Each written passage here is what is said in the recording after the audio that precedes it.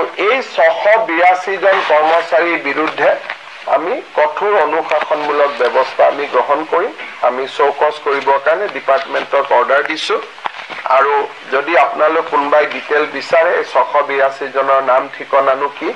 যদি জানিব খোজে আমি নাম ঠিকনাখিনিও গুৱাহাটীত আমি ৰিলিজ কৰি দিব পাৰিম চৰকাৰৰ দৃষ্টিগোচৰ হ'ল যে 682 জন চৰকাৰী কৰ্মচাৰী অৰুণোদয় আঁচনিৰ ধন আজিলৈকে লৈ আছে যেতিয়া তেওঁলোকৰ একাউণ্টবিলাক আমি বেংকৰ লগত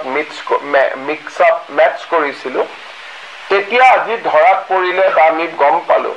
যে 682 জন চৰকাৰী কৰ্মচাৰী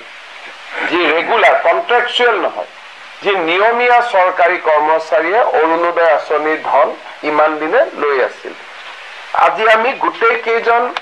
এই কৰ্মচাৰীৰ বিৰুদ্ধে ডিপাৰ্টমেণ্টেল প্ৰচিডিং ড্ৰ কৰাৰ বাবে সিদ্ধান্ত লৈছো আৰু আমি এই কৰ্মচাৰীসকলৰ বিৰুদ্ধে কঠোৰ অনুশাসনমূলক ব্যৱস্থা গ্ৰহণ কৰিম 682 জন আমাৰ ওচৰত থ্ৰ পোৰ্টেল আমাৰ ধৰাত পৰিছে কিন্তু হয়তো এই নম্বৰটো আৰু বহুত বেছি হ'ব পাৰে অৰুণোদয় আঁচনি চৰকাৰী কৰ্মচাৰী থকা পৰিয়ালে পাব নোৱাৰে সেইকাৰণে কোনোবা যদি কৰ্মচাৰী এতিয়াও এনেকে টকা পইচা লৈ আছে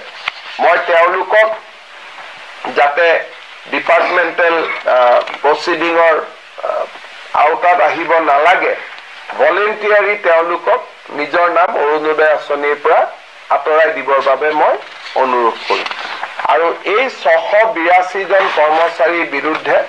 আমি কঠোৰ অনুশাসনমূলক ব্যৱস্থা আমি গ্ৰহণ কৰিম আমি চৌকস কৰিবৰ কাৰণে ডিপাৰ্টমেণ্টক অৰ্ডাৰ দিছো